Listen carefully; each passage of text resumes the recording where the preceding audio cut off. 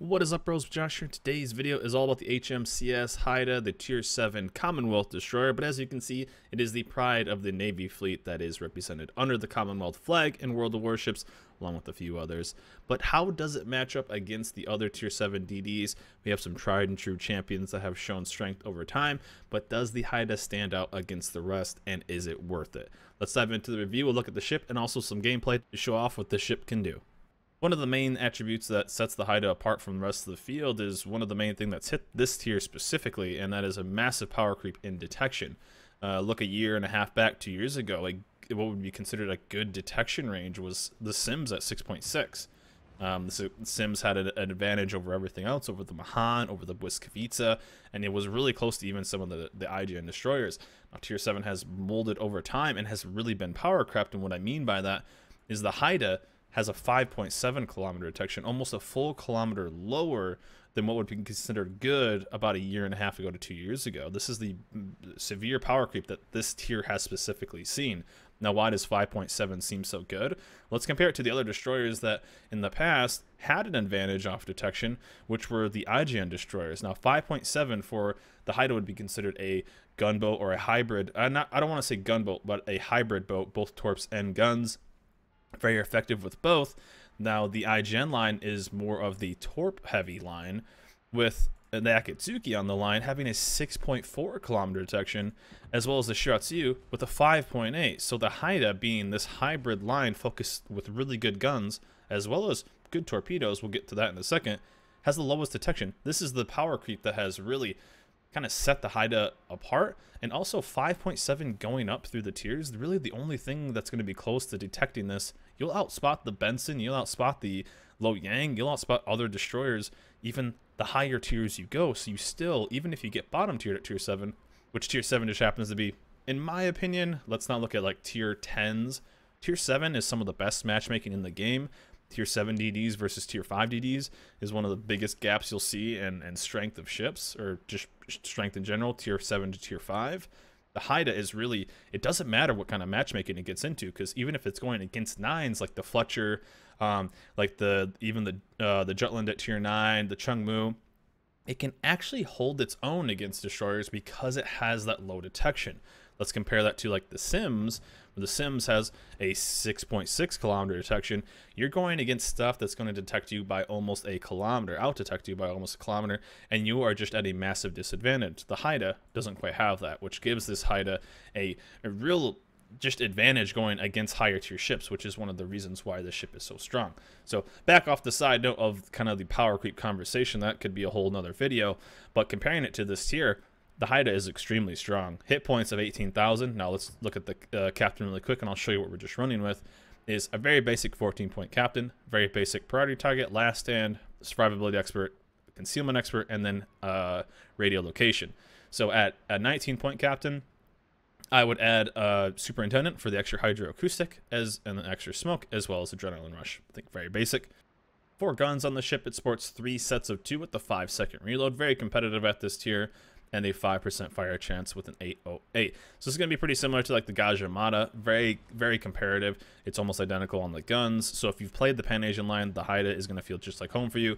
It's going to be almost identical. 12.3 kilometers on the Haida, and a 11.9 on the Gajah-Mada. So the Haida will feel very at home if you've ever gone down the Pan-Asian line. The Gajah-Mada, also known as being one of the strongest ships at this tier, extremely good. The Haida does have a tad of advantage about just having a bit longer range. You won't really use the max range, but still, it's extremely strong. Now, with having a lower detection, you have to give up something which the Haida does in its torpedoes.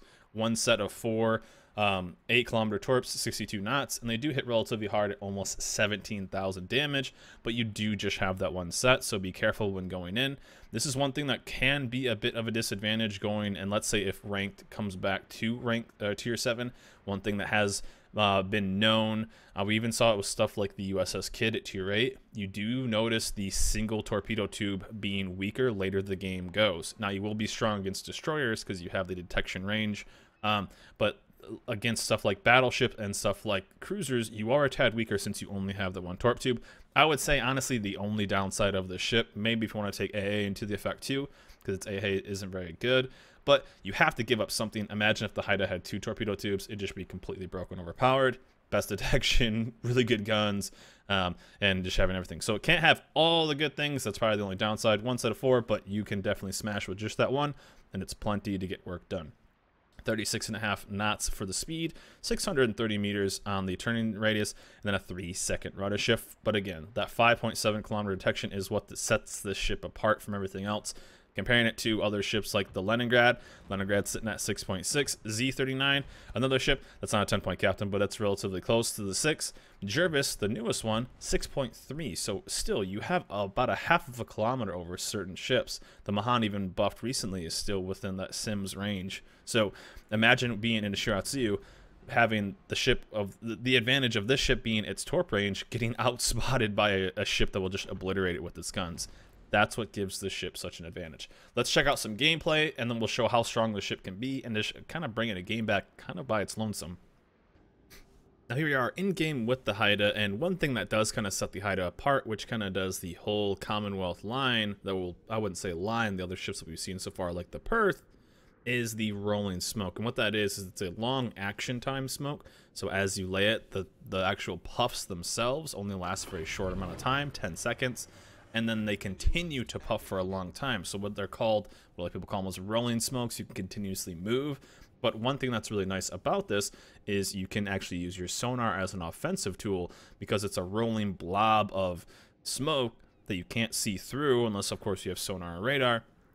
But if you can get close enough to a ship, i.e. another destroyer that's sitting in smoke, you can actually spot them with your sonar at 3.5 kilometers, and then that's actually lower than your smoke and firing, or your range, or spotted range in smoke is. So you have I think about 0.8 kilometers of a buffer there, so you can use it as both a defensive and an offensive, although, as we've seen with the Royal Navy line, the shorter range, longer duration smoke tends to be a bit more defensive, although you can use it as an offensive tool. As you see here, I pop it right before I go into this cap, just in case. Always when you're going into a cap as a destroyers, look at stuff that could potentially launch torps early. So Akatsuki could have potentially launched some early, Hatsuharu. So that's why I popped it just a tad early. But again, I'm hitting this cap very, very, very early, because I know I have an advantage over other destroyers, that advantage being my spotting. So if I can spot, not only will I pump damage out, but my team will hopefully get a couple shots out, and hopefully I don't get spotted by planes. But using that rolling smoke, you'll see me use it a tad later. But here we go, Haida versus Haida, Canadian on Canadian action, and we're not even sorry about it. But as you see here, he's not using Survivability Expert 2, and one thing I'm trying to do is get into that. So a couple things here. If it would have been just him, I would have definitely pushed this, no big deal.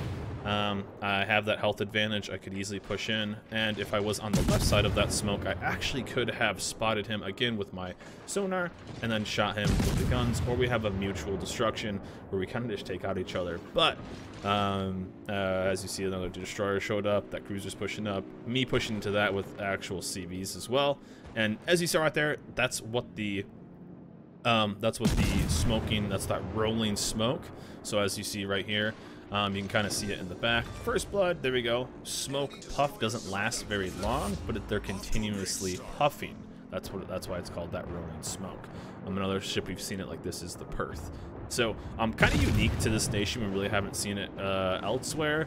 I mean, I guess in the Hwanghae, I guess, kind of has it. So I kind of think it's unique, and it's a fun tool to use. Anything that kind of sets anything apart in this game as being something different, I think, is always fantastic. So it's definitely a unique playstyle. Perth being extremely strong with it. It's a very interesting cruiser tool. It's a bit, I would say, it's a tad harder to really use super efficiently as a destroyer, but as a cruiser, the tool is very, very, very useful. So I get the kill on the DD. There, Haida gets a kill on our cruiser, and again, our Fubuki needs to get in and get his torps off. So they're not going to pop smoke at all. They're just going to now go die. So hey, what you gonna do there? But I need to get away because of the radar. Again, B is a little hot and heavy here, so if I can just roll away. But again, as a Haida, I'm not really scared of really doing much. I feel like I'm pretty dang strong against everything. Even just the DPM of the guns is high in my opinion. And if you need to, you can get into an open water battle and just pump out some good alpha damage. It really is quite a strong ship just with using guns. Now, I'm not saying it's a full-blown gunboat ship like a Kaba, or insert even more like even a Leningrad or a Minsk, where you're going to be shooting your guns a lot. This is that hybrid style of ship that I was kind of talking about, where you will be using both your torps and your main turrets as an effective tool. And that's really kind of what you need for success with this ship. Or you can just be like our New Orleans and sit a tad broadside and really go. But again, tier 7 I think is a fantastic tier. I think it's a fantastic tier. The matchmaking is great. It's a very fun tier. There's a lot of very good ships at this tier and a lot of just good fun ships at this tier. It's like a perfect mix. Good matchmaking, so you're not getting bottom tiered all the time. Fun ships, fun maps. You get a good mix of the lower tier maps as well as like kind of some of these mid tier maps. I think are the kind of the perfect size in World of Warships.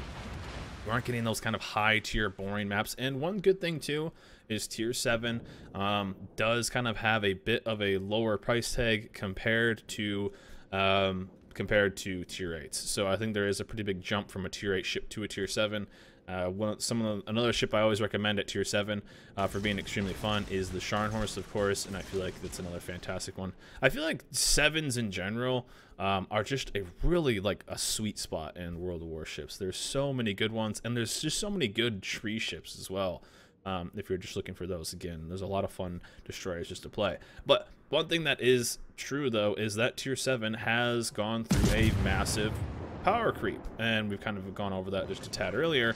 And the Haida is something that has just taken an advantage of that and really just kind of excelled from it. Now here he's gonna see me, I think, try to set up what this ship can do with sonar. Now we're smoked up. Now I actually shot, so I traded a lot of life away for basically nothing, but we did get the Iron Duke kill, and we're gonna shoot into smoke.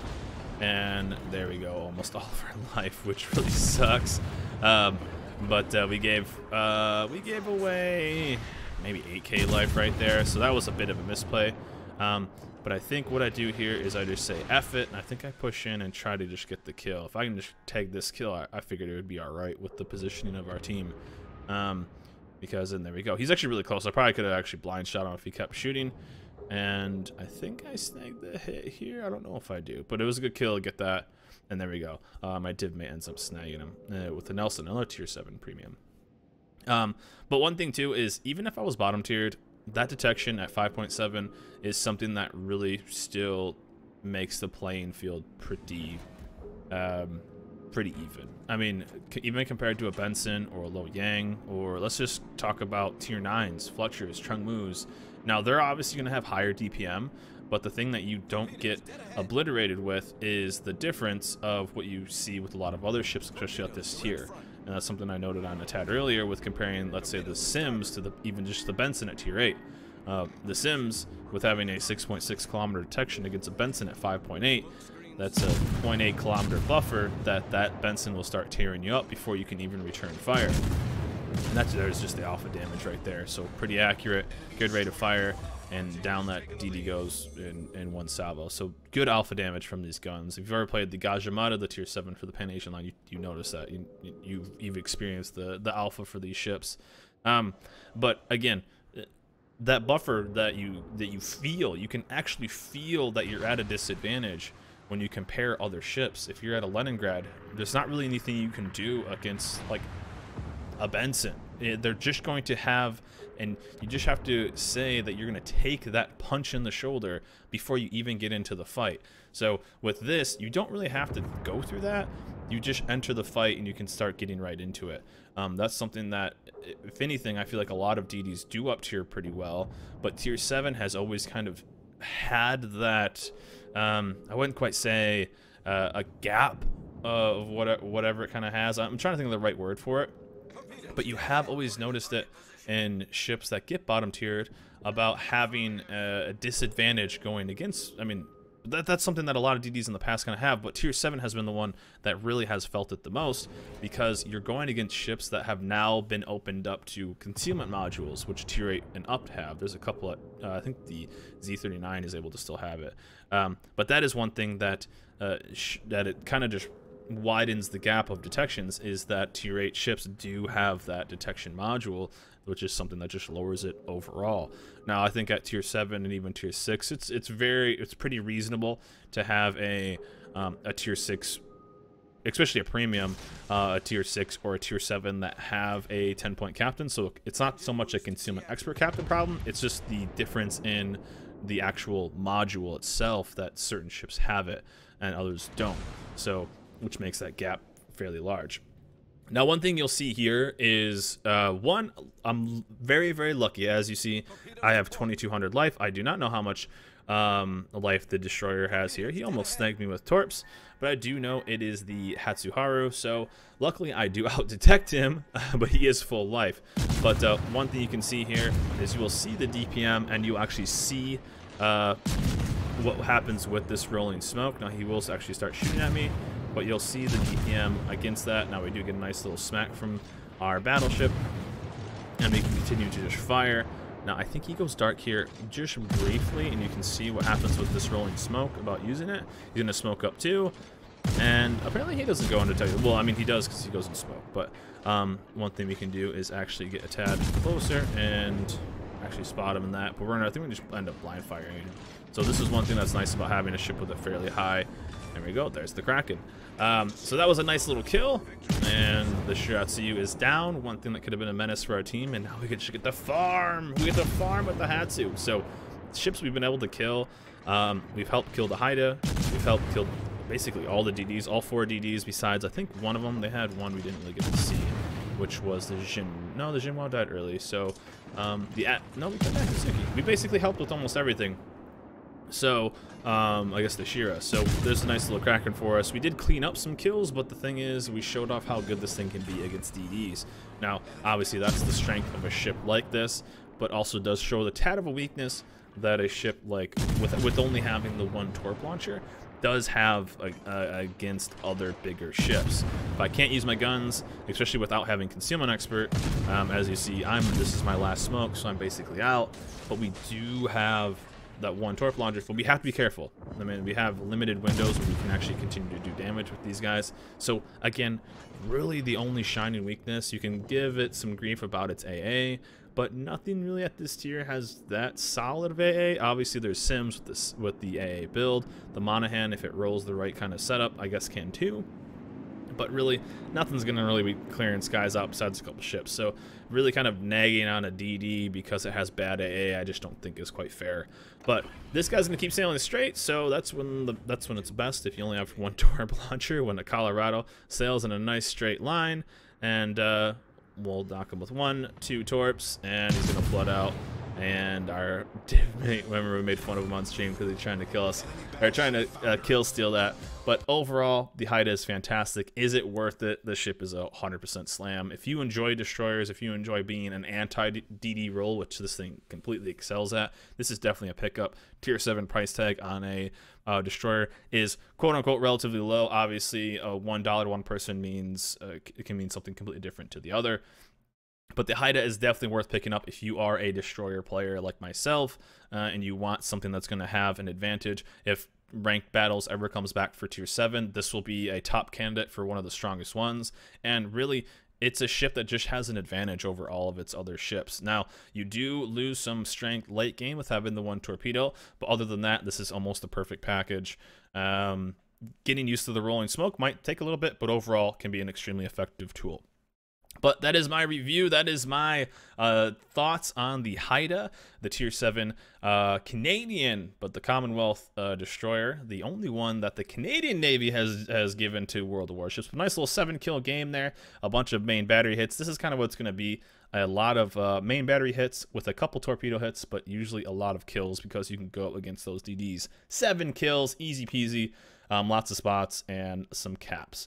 But anyways, guys, that's it for me. Let me know in the comments below what you guys think of the HMCS Haida. I remember when I first did the review, I did HMS, and people were really mad at me. So HMCS Haida, and let me know in the comments below what you guys think of the ship itself. Do you guys have it? Do you enjoy it? And overall, what do you think about the DDs at tier 7 with the difference in concealment? But anyways, that's it for me. Hope you guys enjoyed this video. Remember to like, subscribe, and I'll see you guys next time.